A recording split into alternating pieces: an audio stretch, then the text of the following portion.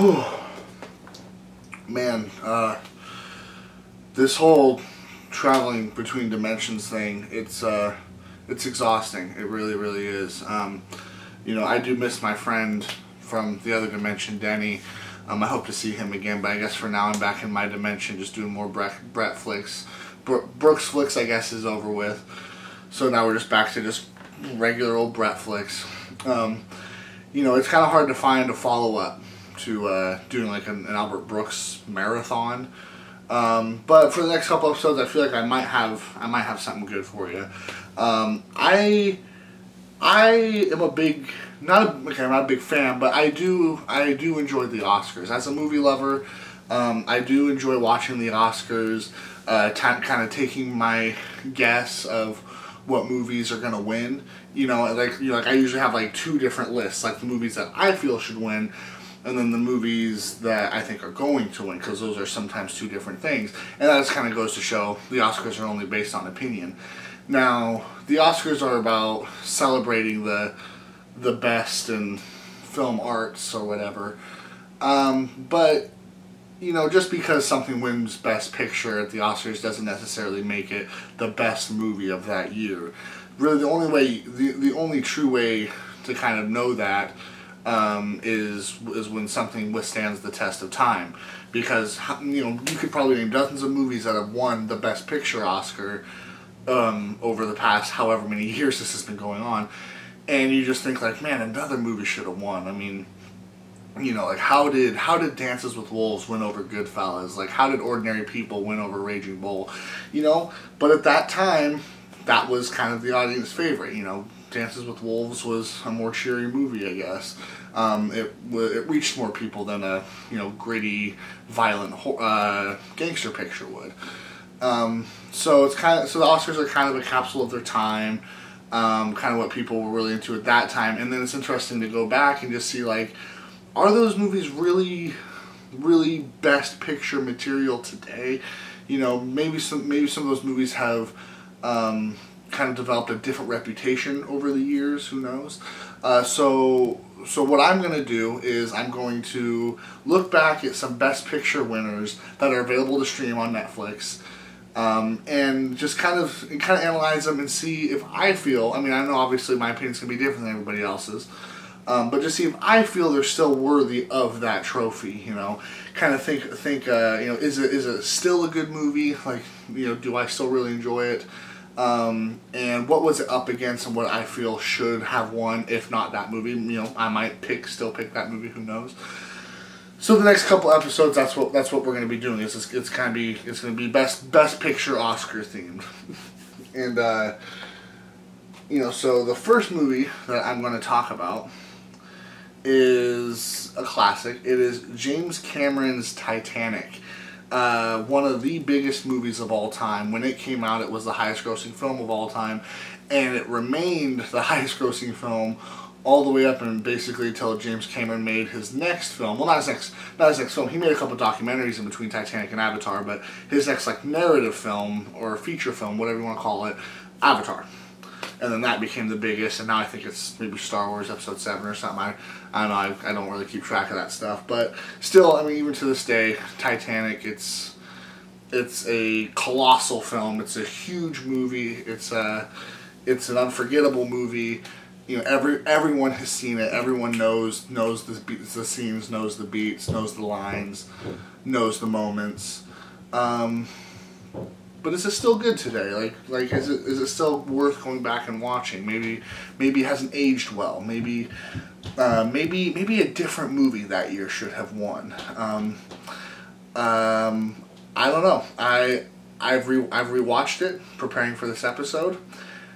I still think it's a great movie. It has developed a different reputation over the years, and I've heard everyone tear it apart. You know, it's just all these kind of film buffs nitpicking at a bunch of tiny little things, and it's kind of like what people do with the Star Wars prequels or Indiana Jones 4 or something. Like, you know, I mean, those movies still aren't all that good, but I mean, it's for nitpicky reasons why people hate those movies, and it's the same thing with this. People think it's like, you know, people think James Cameron used too many like formula techniques with his screenplay. Honestly, I can't remember a whole lot of other reasons why people hate the movie, because every time I've like looked into it, I've usually widely disagreed with it, so it just hasn't stayed in my head. But yeah, not a lot of people are fans of this one today that I find. I mean, it still does have its fans, not just not just like teenage girls, but adult women. A lot of women like this movie. A lot of men don't really care for it.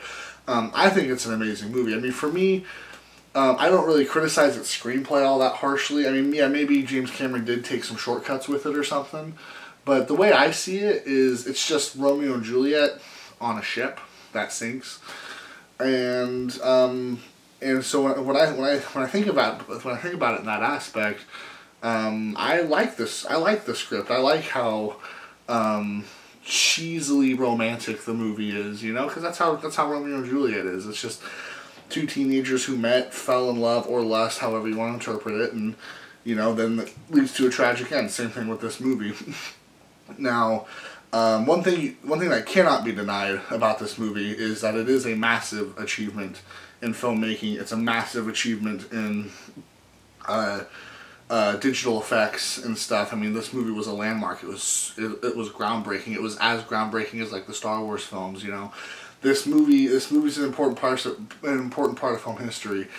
Some people, I guess some people don't dig it. I really do. I'm almost like that though. I like to cry in this movie. I bawl my eyes out the entire time. But what was it up against back in? Jeez, I haven't pulled up here. I don't know. I'm trying to think about it. The movie was released in '97, which means it was eligible for the 1998 Oscars. And the other nominees it was up again was As Good as It Gets, The Full Monty, that's interesting, Good Will Hunting, and LA Confidential. Like I said, I do love Titanic. Would I have picked that as the best movie of that year? Out of those choices, that's a tough one. I don't. Out of those choices, I think maybe LA Confidential would probably be my favorite movie. But I mean, just in terms of just how groundbreaking a movie is, Titanic is up there with the most important films of all time. So I can understand why this one would win Best Picture out of that year. It got rave reviews. It was the highest grossing thing. It was the biggest deal to happen to movies since Jurassic Park, since E.T. or something. So yeah, I mean, I guess so. Maybe if I had to pick a different one, I'd probably pick LA Confidential, but maybe I'd stick with Titanic. Who knows? So, but that's my opinion. I still think Titanic is a strong movie. I really enjoy it. I mean, if you disagree, let me hear it. Let me hear it. So, on to the next movie. Sorry, I gotta pull it up on here. I should have just had it already, like in different tabs or something, but I'm an idiot and I didn't do that. Okay, so kind of in keeping with our little Shakespeare theme from Titanic, moving on to our next choice. The next film I'm going to talk about is Shakespeare in Love.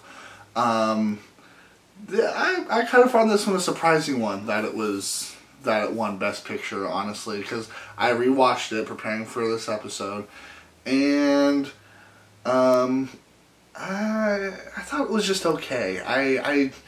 I didn't get that into it, I mean, as I've said on other episodes, I've loved movies like, I just get so into the romance of it or something, talking about like Defending Your Life or or even just Titanic. I love the romance in that movie.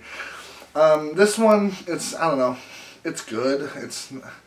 I don't really have any strong feelings about it. I guess I can understand why it may have been a favorite at the time. It's a movie about William Shakespeare. Just to see him dramatized on screen is just something that really hasn't been done a whole lot in the movies, which I find surprising. I think a better movie you should see if you want to see Shakespeare dramatized on screen would be a movie called Anonymous. And I mean, this movie is romantic. I mean, it's as romantic as Romeo and Juliet, you know, and it's basically a movie about the making of Romeo and Juliet.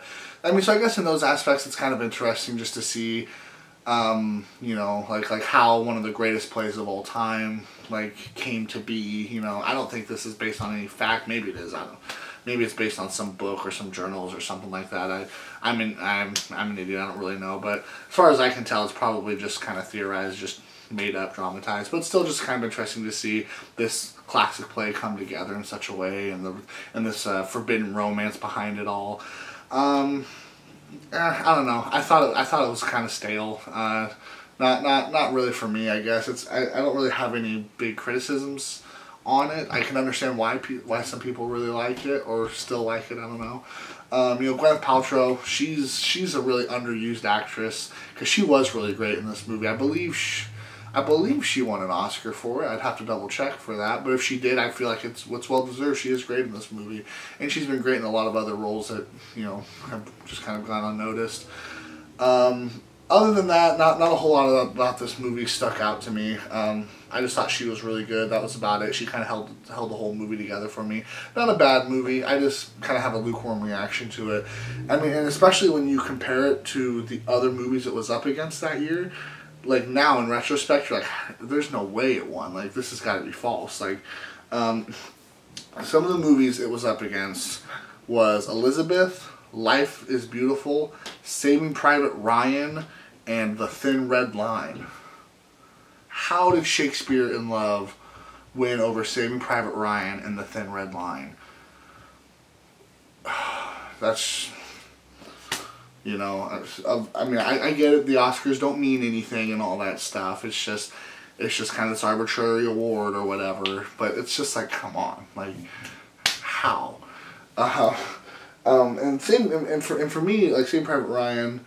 For me, Saving Private Ryan would have been like the obvious choice. I figured, like, I would have bet money that movie would have won that year. My personal favorite would probably be The Thin Red Line. It's one of my favorite movies of all time. Well, so is Saving Private Ryan, but Thin Red Line, it gets me a little bit more than Saving Private Ryan does. But yeah, for me, I would have picked any of these other movies probably over Shakespeare in Love. Maybe not Elizabeth. I wasn't a big fan of that one, but Life is Beautiful. I don't know, I think that one ended up winning Best Foreign movie that year. I don't know, but yeah, for Saving Private Ryan, Thin Red Line, either one of those should have won 4 times over Shakespeare in Love, in my opinion.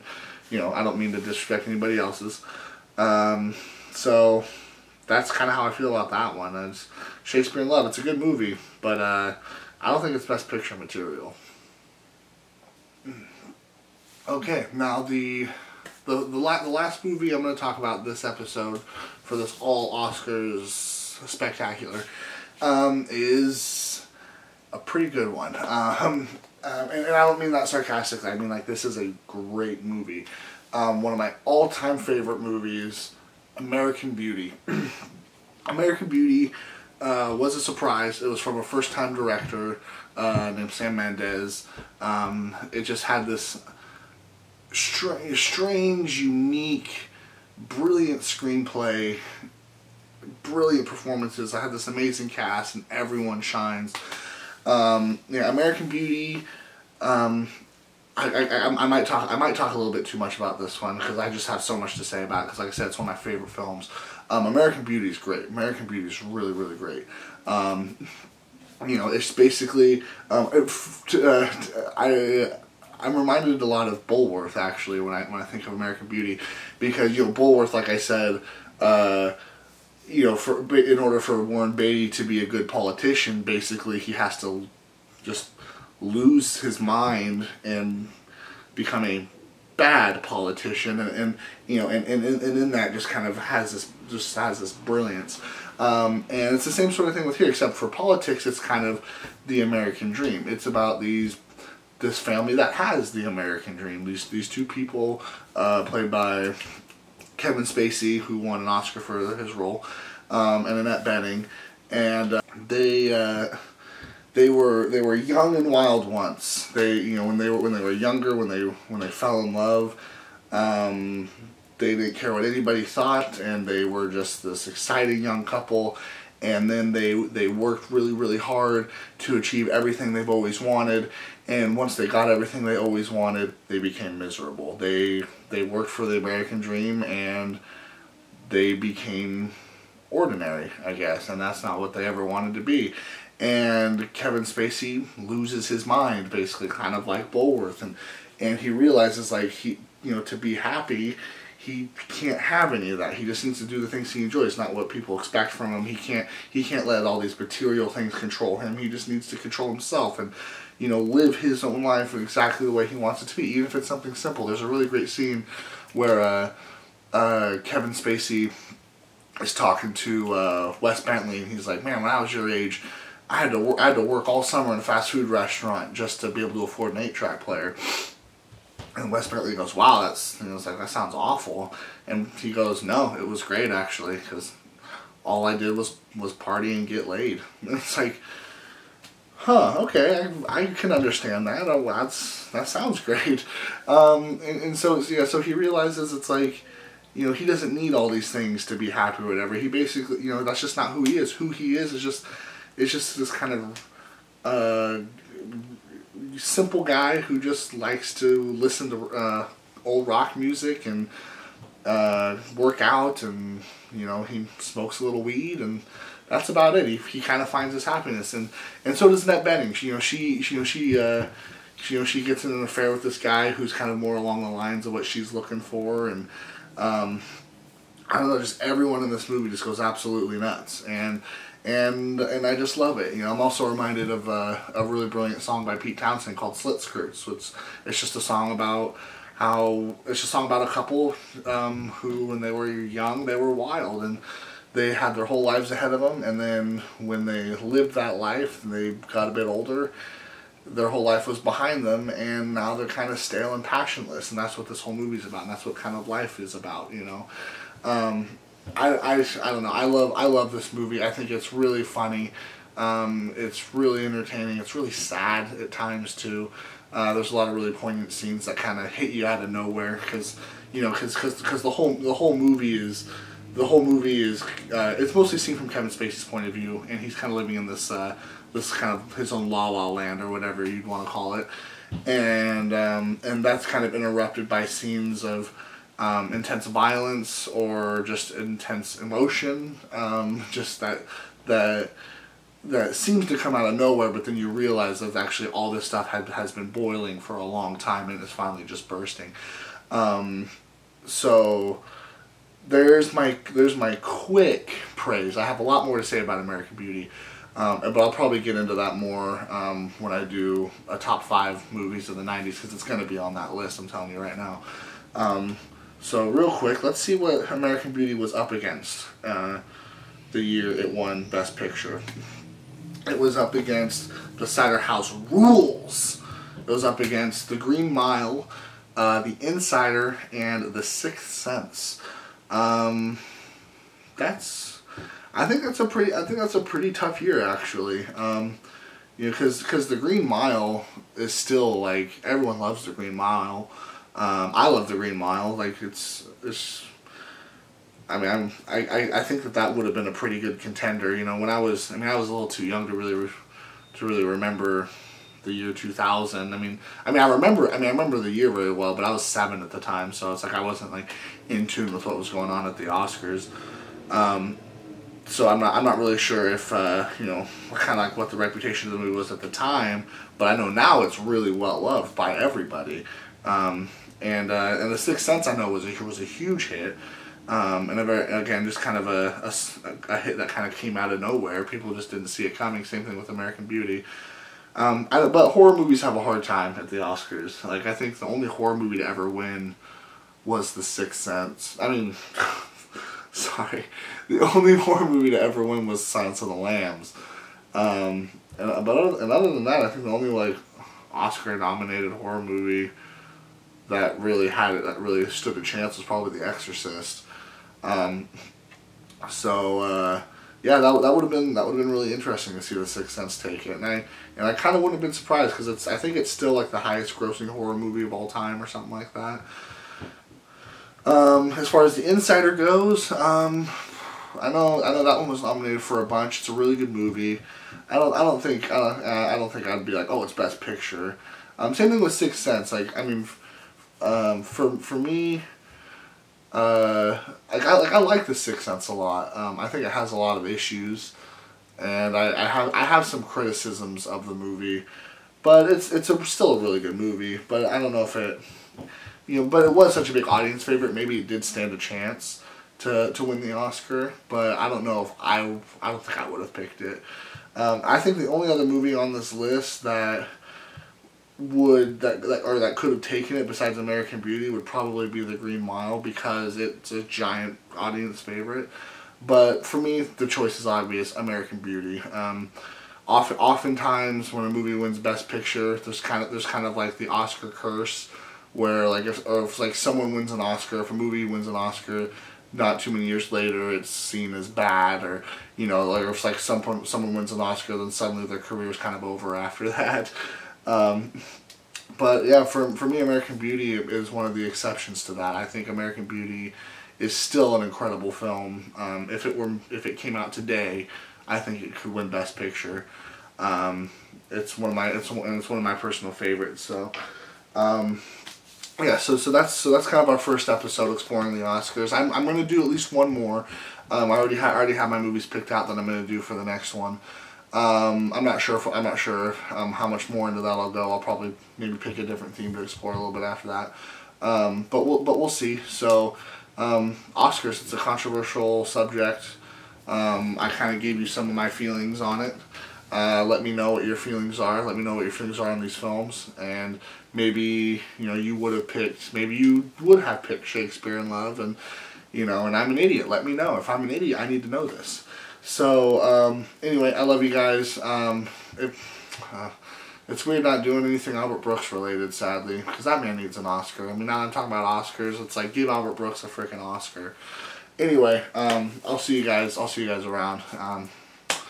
You're awesome.